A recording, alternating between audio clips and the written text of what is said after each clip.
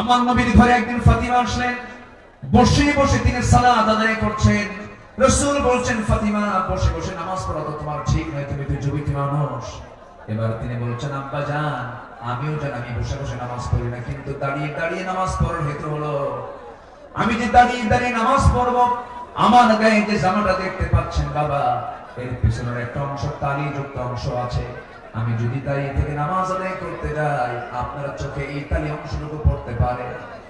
আপনি হয়তো আমার স্বামীর ব্যাপারে নেগেটিভ সেন্স আনতে পারেন, হারে আমার মেয়ে কালি কাপড়ে কষ্ট দেয়, আমার স্বামীর এতটুকু দুর্নাম প্রকাশ পেয়ে যাক, আমি এটা চাই নাই বলে আমি বসে বসে নামাজ আদায় করছি। জোরে বলি সুবহানাল্লাহ। এবং মেয়েকে বিয়ে দিয়ে বললেন, ও আমার মেয়ে ফাতিমা, স্বামীর ঘরে চলে যাও, মৃত্যুর দিন পর্যন্ত যেন স্বামীর বিরুদ্ধে একটা নালিশ যেন আমার কানে না আসে। সংসার করে খাও, বিয়ের পরে বাবার ঘরের চাইতে শ্রেষ্ঠ ঘর হলো স্বামীর ঘর, স্বামীর ঘরে করে খাও। কিন্তু আজকের বাপরা কি তা করে? আজকের বাপরা কি কয় জানেন? মেয়ে বিয়ে দিয়ে কয়, মা চলে যা স্বামীর ঘরে, যদি কিছু বলে শুধু ফোন দিবি, খাইয়া ফালামো। ঠিক আছে না? এই আচরণ করা ঠিক নয়। আমার নবীজি একদিন বসে আছেন, ফাতিমা রাদিয়াল্লাহু তাআলা আনহা তিনি তার আব্বার সঙ্গে দেখা করার জন্য আসছেন। এসে বলছেন, আব্বা আপনি হলেন রাষ্ট্রপ্রধান, আপনি যা বলবেন তাই হয়ে যাবে। আমি অভিযোগ নিয়ে আসি নাই, স্বামীর সঙ্গে পরামর্শ করে এসেছি। আমরা যে ঘরে থাকি ভাড়ার ঘর, মেঝেটা কাঁচা, গায়ে পায়ে কাপড়ের ময়লা লেগে যায়। আপনার দুইটা নাতি হাসান হোসেন, এদেরকে নিয়ে আমি সামলাতে পারি না। দেখুন তো একটা খাদেম নিযুক্ত করা যায় নাকি, একটা কাজের মানুষ নিযুক্ত করা যায় নাকি? আমার রাসূল বলছেন, ও আমার কলিজার টুকরা মেয়ে ফাতিমা, এদিকে আসো। তোমার বাবা তার নিজের কাপড় নিজে ধৌত করে, নিজের ঘর নিজে ঝাড় দেয়। তোমার পিতা কারো সাহায্য নেয় না তার ব্যক্তিগত কাজের ক্ষেত্রে। আমি চাই আমার মেয়ে ফাতিমা তুমি এমনই থেকে যাও, দুনিয়া থেকে বড় করার চেষ্টা করো না ফাতিমা। আমি তোমাকে একটা আমল শেখায় দিচ্ছি, তুমি যাও সে আমলটা করো। সুবহানাল্লাহ, আলহামদুলিল্লাহ, আল্লাহু আকবার 33 33 বার করে সকাল সন্ধ্যা পড়বে। আমার আল্লাহ তোমার সমস্ত কাজের জিম্মাদার হয়ে যাবেন। জোরে বলি সুবহানাল্লাহ। আমার বন্ধুগণ, নাম্বার 7 হলো রাষ্ট্রে প্রথম মসজিদ প্রতিষ্ঠা তিনি করেছেন, ইসলামী সংস্কৃতি প্রতিষ্ঠা করেছেন। নাম্বার 8 হলো বিশ্ববাসীর জন্য তিনি প্রেরিত কোরআনের প্রথম এবং শ্রেষ্ঠ প্রধান শিক্ষক তিনি। ইন্নামা বুইসতু মুআল্লিমান বুইসতু লিউতাম্মিমা মাকারিমাল আখলাক। রাসূল বলেন, আমি পৃথিবীতে প্রেরিত হয়েছি মানুষের চারিত্রিক মানকে তার চূড়ান্ত শিখরে পৌঁছে দেওয়ার জন্য। জোরে বলি সুবহানাল্লাহ। নাম্বার 9 হলো যুদ্ধের ময়দানে তিনি ছিলেন অগ্রগামী, সাহসী একজন নেতা। বদর, উহুদ, খন্দক এই সমস্ত যুদ্ধ তার প্রমাণ। প্রতিটা যুদ্ধে আমার নবীদের সবার পেছনে না সবার আগে? সবার পেছনে না সবার আগে? সবার আগে। সবচেয়ে মার খেয়েছেন উহুদের ময়দানে, সবচেয়ে বেশি রক্ত ঝরিয়েছেন মুহাম্মদুর রাসূলুল্লাহ, মুহাম্মদুর রাসূলুল্লাহ সাল্লাল্লাহু আলাইহি ওয়াসাল্লাম। নাম্বার 10, সময় তো অল্প, আমাকে সংক্ষিপ্ত করে বলতে হচ্ছে। নাম্বার 10, সর্বদা তওবার জন্য অস্থির চিত্তের অধিকারী, অস্থির মনের অধিকারী। সর্বদা তিনি তওবা করতেন এবং তিনি বলতেন, তুবু ইলাল্লাহ ফাইন্নী আতুবু ফিল ইয়াউমি 100 মাররা। ও আমার সাহাবীরা, তোমরা বেশি করে তওবা করো, আমি বিশ্বনবী সারাদিন 100 বারেরও বেশি বার তওবা করো। আল্লাহু আকবার। এই আমলগুলো আল্লাহ পাক সবাইকে করার তৌফিক দান করুন। জোরে বলি আমিন। নাম্বার 11, এই পৃথিবীতে তিনি সবচেয়ে বড় জাকির ছিলেন, সবচেয়ে বেশি তিনি জিকির করনেওয়ালা ছিলেন মুহাম্মদ সাল্লাল্লাহু আলাইহি ওয়াসাল্লাম। তিনি বলেছেন, মান ক্বালা সুবহানাল্লাহ ওয়া বিহামদিহি ফি ইয়াউমিন 100 মাররাতিন হুত্তাত খাতায়াহু ওয়া ইন কানাত মিছলা জাবাদিল বাহর। অর্থাৎ যদি কেউ 100 বার সুবহানাল্লাহ ওয়া বিহামদিহি এটা যদি বলতে পারে, তাহলে সমুদ্রের ফেনা পরিমাণও যদি গুনাহ হয়, সেই গুনাহ আল্লাহ পাক তার জীবন থেকে সাফ করে দিবে। রাসূল তার জিহ্বা সর্বক্ষণ কার জিকিরে ব্যস্ত থাকতো? আসতে বলুন, কার জিকিরে ব্যস্ত থাকতো? আল্লাহর জিকিরে। নাম্বার 12 হলো ধৈর্যশীলতার জীবন্ত উদাহরণ ছিলেন মুহাম্মদুর রাসূলুল্লাহ সাল্লাল্লাহু আলাইহি ওয়াসাল্লাম। ধৈর্য কাকে বলে, ধৈর্য কি, তার বাস্তব প্রমাণ হচ্ছেন মুহাম্মদ সাল্লাল্লাহু আলাইহি ওয়াসাল্লাম। বকরে 13টা বছর তিনি মার খেয়েছেন, কত নির্যাতন সহ্য করেছেন, কত অত্যাচার তিনি সহ্য করেছেন। মক্কার 13 বছরের সাহাবায়ে কেরামকে মেরে মেরে রক্তাক্ত করেছে। খাব্বাবকে মেরে জ্বলন্ত অঙ্গার পিঠের মধ্যে ঢুকে গেছে, চর্বি দিয়ে অঙ্গার নিভে গেছে, তবুও তাদের মুখ থেকে একবারের জন্য বাদ যায়নি লা ইলাহা ইল্লাল্লাহ। কি ধৈর্যশীলতার তিনি পিরামিড ছিলেন, ধৈর্যের এক পিরামিড ছিলেন মুহাম্মদ সাল্লাল্লাহু আলাইহি ওয়াসাল্লাম। মক্কার মাটিতে নির্যাতন করা হয়েছে, সাহাবায়ে কেরামদের উপর অমানবিক পাশবিক অত্যাচার করা হয়েছে, কিন্তু এক চুল পরিমাণ তারা মরেন নাই। বেলালের কথা কে না জানেন, সুমাইয়ার কথা কে না জানেন, ইয়াসার পরিবারের কথা কে না জানেন। এই সমস্ত সাহাবায়ে কেরামের রক্তদানের মধ্য দিয়ে দিন কায়েম হয়েছে। সম্মানিত ভাইয়েরা, দিন কায়েমের জন্য যদি ধৈর্যের পরিচয় দিয়ে 13 বছর মক্কায় মার খেয়ে মদিনার 10 বছরে যদি সাহাবায়ে কেরামের জীবন দিতে হয়, আমার নবীজির দান্দা মোবারক শহীদ করতে হয়, কোমর যদি হারাতে হয়, আমার নবীজির মাথা থেকে পা পর্যন্ত অসংখ্য আঘাতের চিহ্ন যদি বহন করতে হয় নবীজির জীবন থেকে, সেই দিন কায়েমের জন্য আগামীর বাংলাদেশ আমরা দিন প্রতিষ্ঠার জন্য যদি আমাদের রক্ত দিতে হয়, জীবন দিতে হয়, সেই নবীর পন্থায় কি জান মাল কোরবান দিতে রাজি আছেন? রাজি আছেন কারা কারা? হাত উঁচু করে আল্লাহকে সাক্ষী রেখে দেখায় দেন।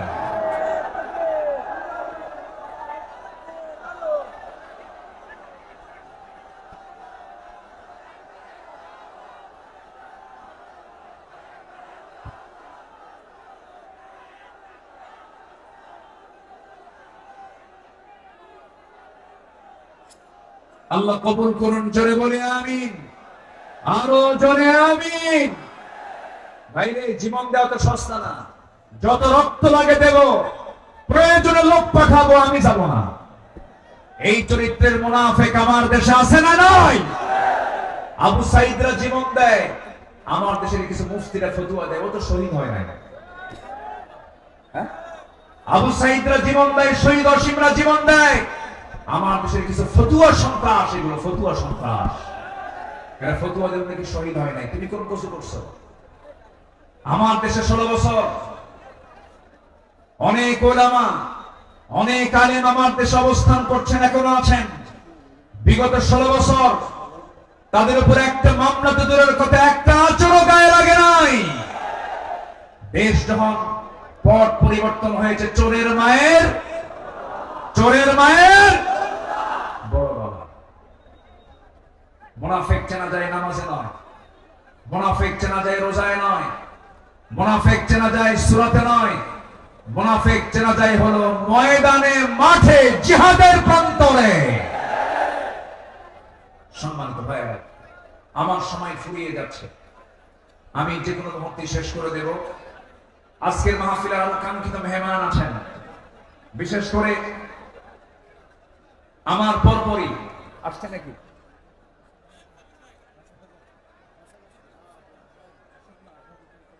হ্যাঁ, আচ্ছা, জি।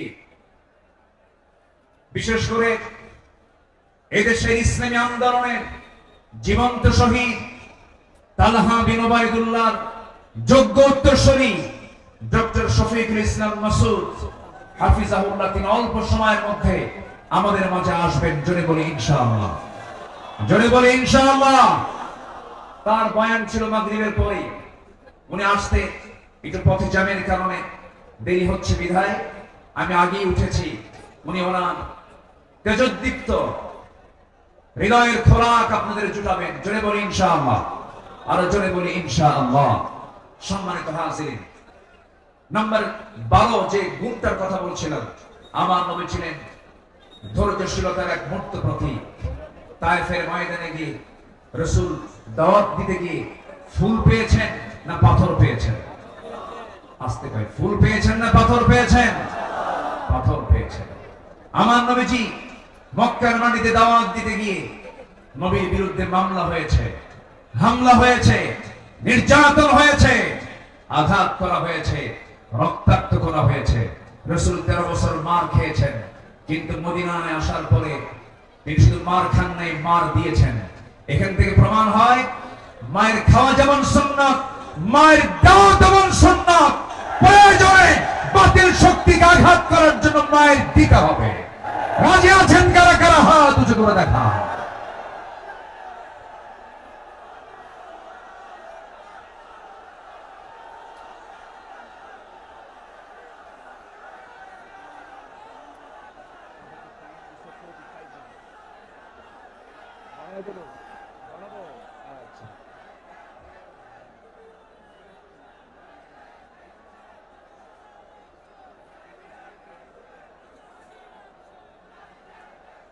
যে আমি তো দাঁড়াতে বলিনি, আমি তো দাঁড়াতে বলিনি ভাই, আপনি দাঁড়িয়ে আছেন, আরেক ভাইয়ের কষ্ট হচ্ছে।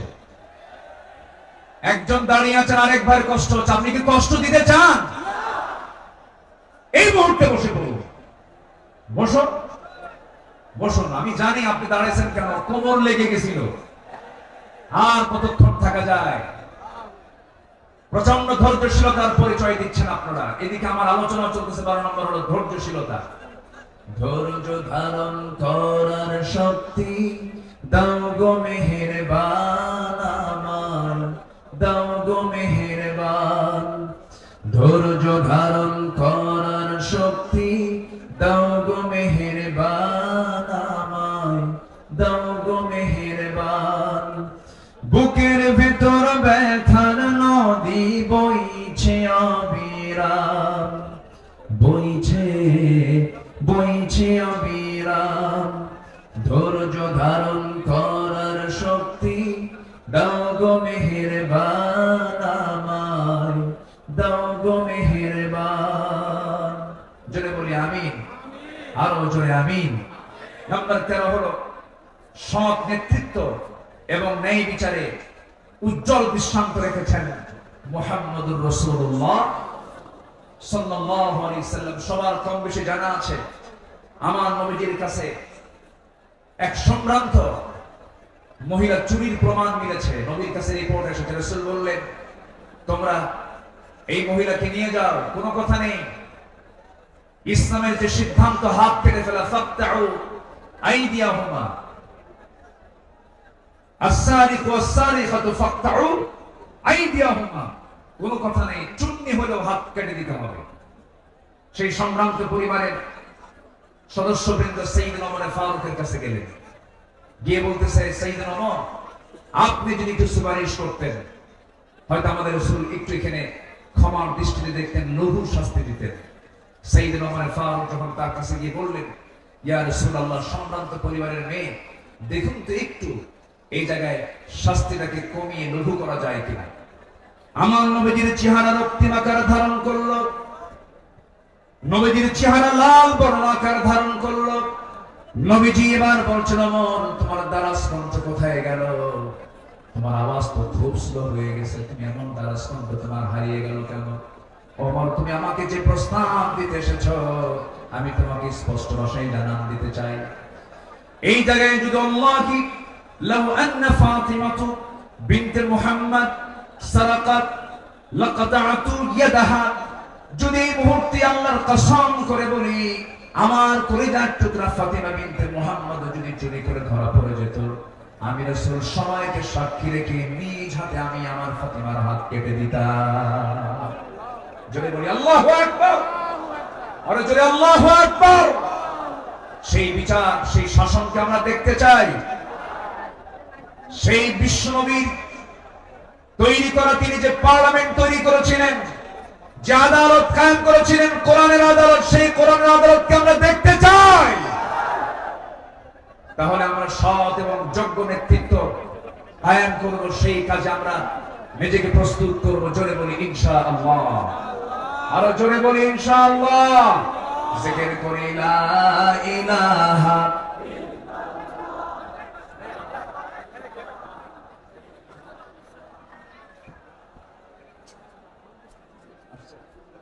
আরো জোরে লা ইলাহা, আরো জোরে সুবহানাল্লাহ আলহামদুলিল্লাহ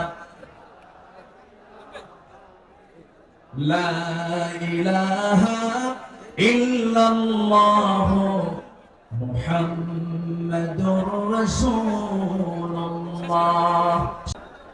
চুলার উপরে পানি গরম দিলে যেমন টকবকের একটা আওয়াজ হয়, আমার নবীজি যখন কাঁদতেন তখন টকবক করা পানির মতো আওয়াজ হতো আমার নবীজির মুখ থেকে। তিনি এত কাঁদতেন, অথচ তার জীবনের কোনো গুনাহ ছিল না। তিনি কাঁদতেন অজরে ছাড়ায়, সেজদায় পড়ে পড়ে ঘন্টার পরে ঘন্টা। কোন এক রাতের আধারে আমার নবীজি সেজদায় পড়ে কাঁদতেছেন, পাশে বসে আছেন আম্মা জান আয়েশা সিদ্দিকা রাদিয়াল্লাহু তাআলা আনহা। আমার নবীজি লম্বা সময় সেজদার মধ্যে পড়ে আছেন, তিনি সেজদা থেকে মাথা ওঠান না। নবীজির কোনো আওয়াজ নাই, নবীজির কোনো শব্দ নাই। ঘন্টা পার হয়ে যায়, আম্মা জান আয়েশা মনে করছেন রাসূল বুঝি ইন্তেকাল করলেন কিনা। নবীজির গায়ে চিমটি কাটলেন, চিমটি কাটার সঙ্গে সঙ্গে তিনি নড়ে উঠলেন, সালাম ফেরা শেষ হলো। রাসূল বলছেন আয়েশা তুমি আমাকে চিমটি কাটলে কেন? হুজুর আপনি নড়াচড়া করেন না, আমি আপনাকে চিমটি কেটে বুঝলাম আপনি জীবিত আছেন কিনা। রাসূল বলছেন আয়েশা রে, কাল হাসরের ময়দানে আল্লাহ যদি আমাকেও পাকড়াও করেন, পার পাওয়ার আমার কোনো উপায় থাকবে না, কিন্তু ইল্লা ইয়াতাগাম্মাদানা আল্লাহ, কিন্তু আল্লাহ পাক আমাকে রহমতের চাদর দিয়ে আমাকে আবৃত রাখবেন। জোরে বলি সুবহানাল্লাহ। নবীজি ছিলেন নাম্বার 3 সর্বশ্রেষ্ঠ শ্রম পালনকারী। তিনি সারা জীবন প্রতি সোমবার এবং বৃহস্পতিবার তিনি শ্রম পালন করতেন। আমার নবীজি তু'রাদুল আ'মালু ইয়াওমাল ইসনাইন ওয়াল খামিস ফাউহিব্বু আন ইউ'রাদা 'আমালি ওয়া আনা সাইম। আমার নবীজি সোমবার এবং বৃহস্পতিবার তার রোজা কখনো বাদ হতো না। শাবান মাসে সবচেয়ে বেশি তিনি রোজা পালন করেছেন। যুবকরা, যৌবনকে কন্ট্রোল করতে হবে। তোমার যৌবন নষ্ট করা যাবে না। তোমার চরিত্র সাইয়্যিদ ইউসুফের মতো হতে হবে। আগামীর নেতৃত্ব দিতে গেলে বিবাহ পূর্ব কোনো বৈধ রিলেশন করা যাবে না, নোংরামি করা যাবে না। কিছু যুবক আছে দেখতে পাবে গার্লস স্কুলের সামনে যায় কিছু যুবক আছে ইতিমের মতো বসে থাকে। আছে না? কিছু আছে না? নাই? ইতিমের মতো বসে থাকে, কারণ বাপও নাই, বাপ না। তোমার এগুলো করা যাবে না। তোমার সামনে বহু কাজ পড়ে আছে। আলিয়া তোমাকে ডাকবে, লাইলি তোমাকে ডাকবে।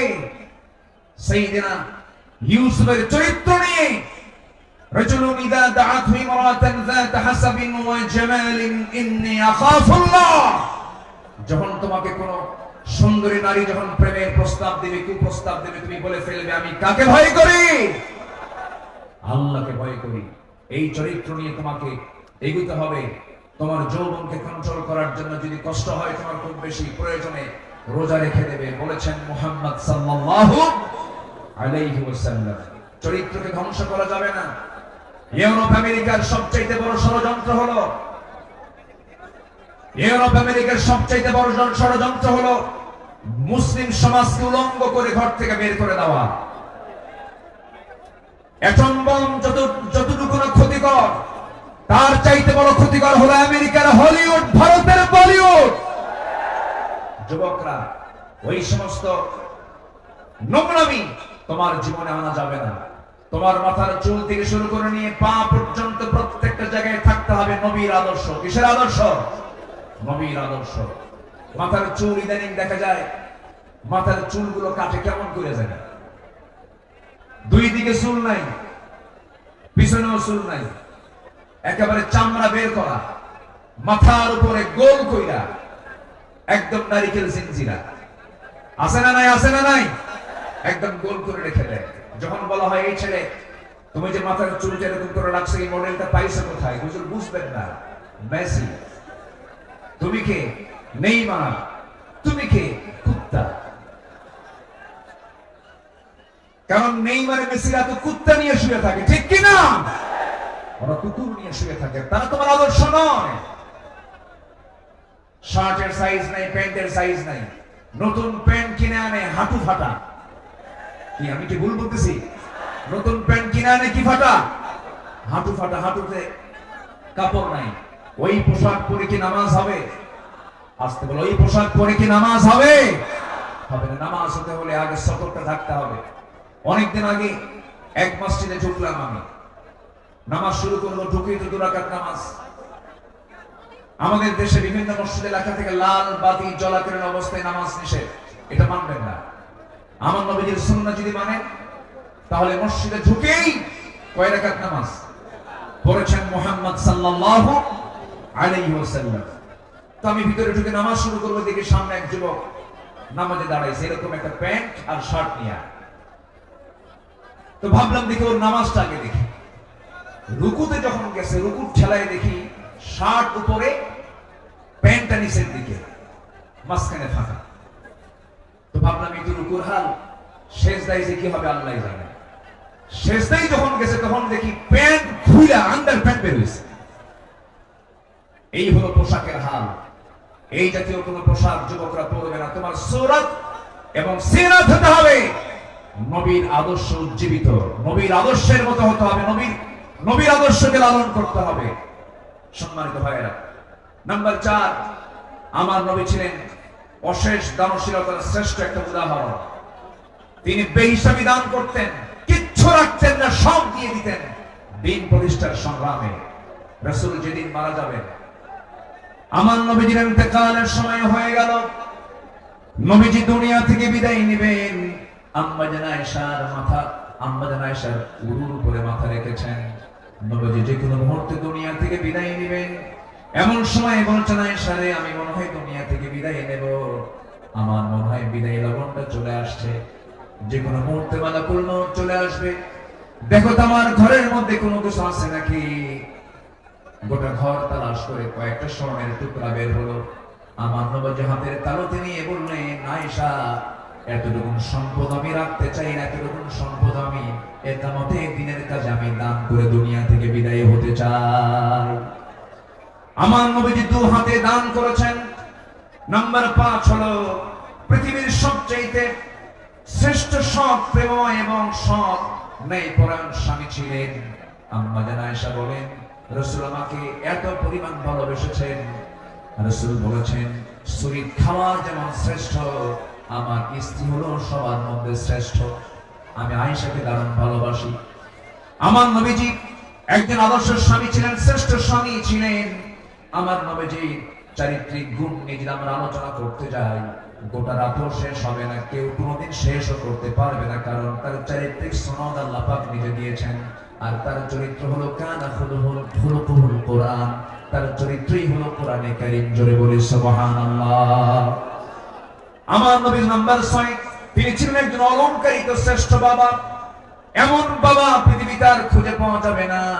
রাসূল 4 মেয়ের বাপ ছিলেন। কয় মেয়ের বাপ ছিলেন বলেন?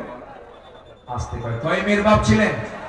আল্লাহ পাক আমাকেও আপনাদের দোয়ায় 4টা মেয়ের বাবা আমাকে বানিয়েছেন। এত আস্তে আলহামদুলিল্লাহ বললেন, বিয়ে কি আপনি দিবেন নাকি? জোরে বলেন আলহামদুলিল্লাহ। 4টা মেয়ের বাবা ছিলেন মুহাম্মদ সাল্লাল্লাহু আলাইহি ওয়াসাল্লাম। নবীজি মেয়েদেরকে বিয়ে দিয়েছেন। সাইয়েদনা ওসমান কি মেয়ে দিয়েছেন, আবার সাইয়েদনা আলীকেও মেয়ে দিয়েছেন। একজনকে দিয়েছেন ধনী ছেলের সাথে, আরেকজনকে দিয়েছেন গরিব ছেলের সাথে। রাসূল কি ব্যালেন্স করেছেন। সবচেয়ে প্রিয়, সবচেয়ে আদরের দুলালী ফাতিমাকে গরিব ছেলের সঙ্গে বিয়ে দিয়েছেন। বিয়ে যেদিন দিলেন, রাসূল বললেন, ও ফাতিমা, আমি তোমাকে এমন স্বামী তোমার হাতে তুলে দিলাম, এমন স্বামী আমি তোমাকে দিলাম, যার সম্পদ নাই, টাকা নাই, পয়সা নাই, ঘর নাই, বাড়ি নাই, কিচ্ছু নাই, কিন্তু মাথা থেকে পা পর্যন্ত তাকওয়া দিয়ে ভরা। জোরে বলে সুবহানাল্লাহ। এমন স্বামী তোমাকে দিলাম। চলে যাও বাবার ঘর থেকে স্বামীর ঘরে গিয়ে করে খাও, মৃত্যুর দিন পর্যন্ত যেন স্বামীর বিরুদ্ধে একটা নালিশ আমার কানে না আসে। এই কথা বলে বিদায় দিয়ে দিলেন। আমার নবীজি 3 দিন পার হয় নাই, ফাতিমাকে না দেখলে তিনি অস্থির হয়ে যেতেন। আমার ফাতিমা কোথায় গেল, আমার ফাতিমা কোথায় গেল।